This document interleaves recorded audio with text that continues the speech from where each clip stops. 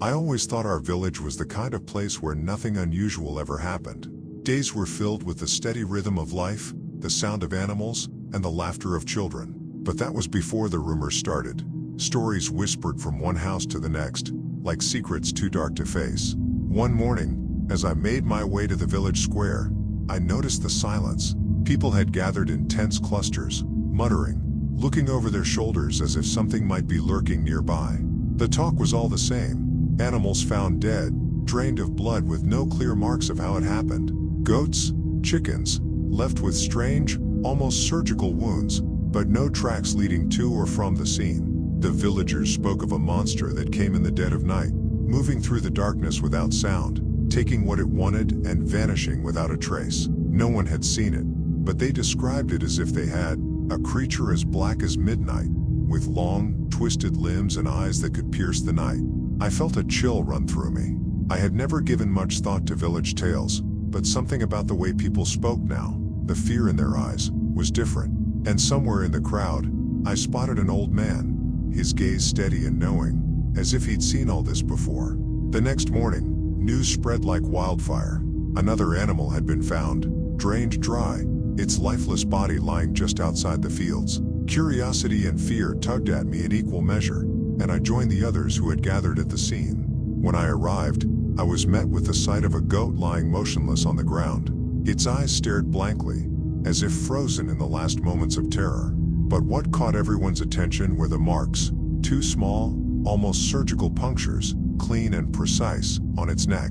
No blood, no struggle, just those tiny wounds. I felt a chill creep up my spine. It was as if the life had been taken in a single, calculated act, with no sign of any predator or struggle. The older villagers whispered, their voices low. "It's the monster," they said, exchanging uneasy glances. "It comes for the animals." But what if it doesn't stop there?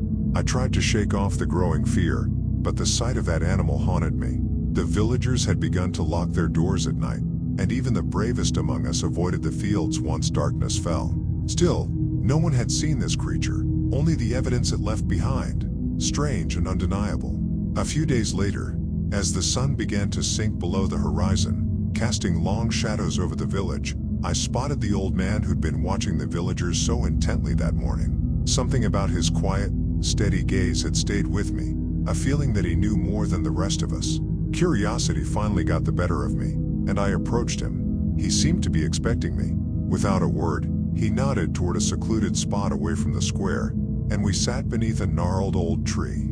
His eyes, dark and sharp, looked straight through me as he spoke, his voice low and rough with age.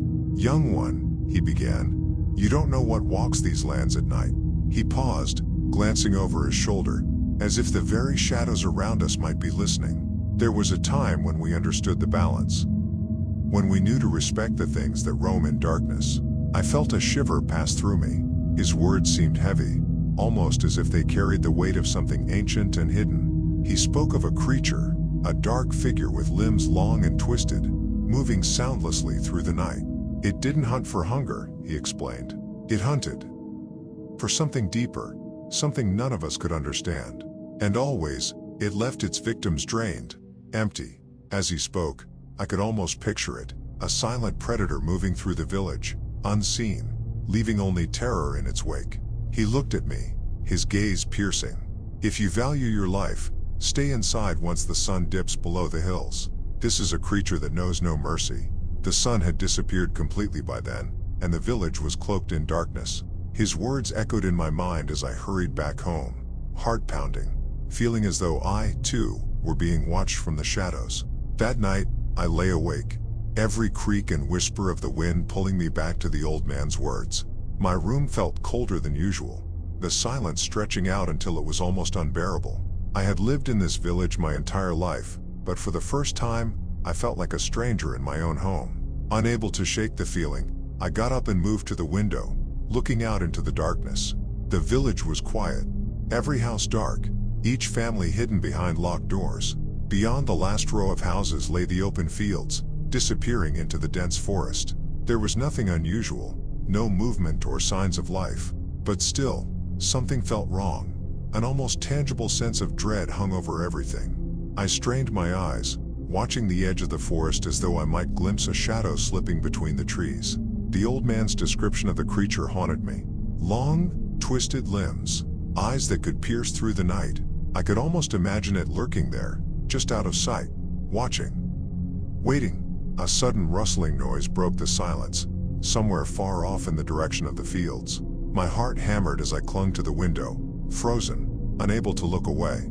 The noise was faint, but in the stillness of the night, it sounded loud, too loud.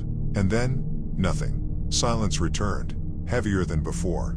I backed away from the window, shutting the curtains as if that thin barrier of fabric might keep the monster away.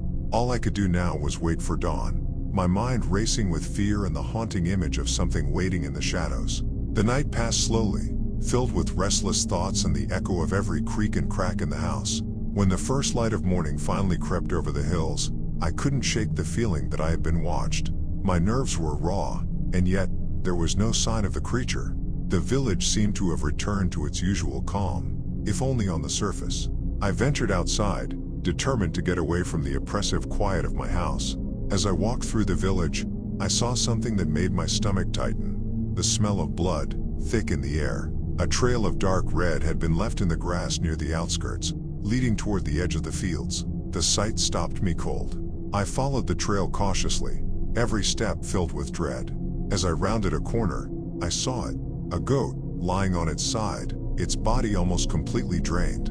The same puncture marks were there, the wounds exact, too clean for anything natural. There was no sign of struggle, no tracks to indicate what had done this. But as I looked closer, I noticed something I hadn't expected. The ground was disturbed. It was as if something had moved quickly, violently, leaving behind deep impressions in the soil. But still, there were no clear footprints, no creature to blame. I felt a lump rise in my throat.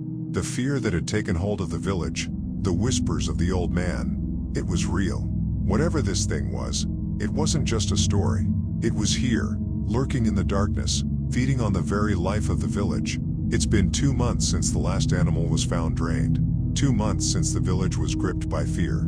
The whispers have faded, the strange rumors are no longer spoken with urgency, and life has returned to a familiar rhythm. The fields are as they were before, peaceful, untouched by the shadows that once haunted them. But as the days passed, I couldn't help but feel something was off. The air wasn't as fresh as it used to be, and the village, though still beautiful, seemed to have lost a certain warmth. I would sometimes find myself standing at my window, staring out into the quiet night, searching for something I couldn't name. I told myself it was just the lingering effects of fear, that the monster was gone. Maybe it had moved on. Maybe it had been a bad dream, something conjured by the collective imagination of the village. Then, one evening, as I walked through the village square, I saw something that made my heart skip a beat. It was a small, almost imperceptible mark in the dirt near the well, deep, as though something heavy had been dragged across it. I bent down to look closer. It was a footprint, large and unnatural, its edges blurred as if something had tried to erase it. I stood there for a long time, my breath caught in my throat. I wanted to turn around, to forget what I had seen, but my body wouldn't move. My mind raced back to everything the old man had said. The fear, the warnings, the stories. And in that moment, I realized the truth, that the creature had never really gone away. It had simply been waiting, biding its time. And now, it was closer than ever. As I walked home that night, the wind whispered through the trees, carrying with it the faintest sound, something that wasn't quite a voice, but something just as chilling. The village may have returned to normal, but I knew better now. The monster hadn't left. It was still out there, waiting for the next time the darkness would call its name. Months passed, and the strange unease I'd felt in the village slowly faded into the background of daily life. The nights were quieter now, the village returning to its peaceful, almost idyllic state, but there was still something in the air, a lingering discomfort that I couldn't shake. One evening, while walking home from the fields, I noticed something unusual.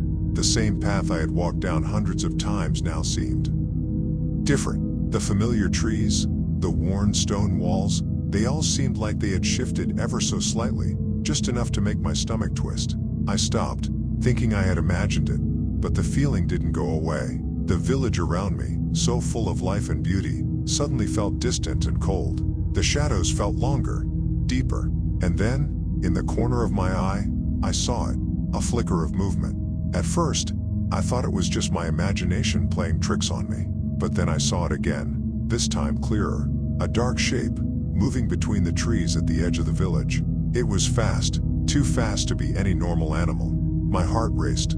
I rushed toward my home, my footsteps quick and heavy, the sound of my breath louder than usual. But as I reached the door, I froze. A chill washed over me, and I realized I had left the door open earlier. I stepped inside cautiously, my senses heightened. The house was silent, but as I looked around, something caught my eye. On the floor, near the window, was a small mark, a faint, reddish stain, almost as if something had brushed against it recently. I backed away slowly, feeling that familiar sense of being watched. But as I turned, ready to leave the room, I heard something. A soft, barely audible sound, like a faint whisper in the dark. I quickly bolted the door, the house now completely sealed. But the feeling of being followed, of being hunted, lingered long after. I locked the windows, double-checked the doors, and sat in silence, waiting for something to happen. But nothing did. That night, sleep refused to come. As the hours dragged on, I heard it, the unmistakable sound of something moving outside. Not an animal, not the wind. No, it was something far more deliberate. The creature had never truly left. It had been waiting.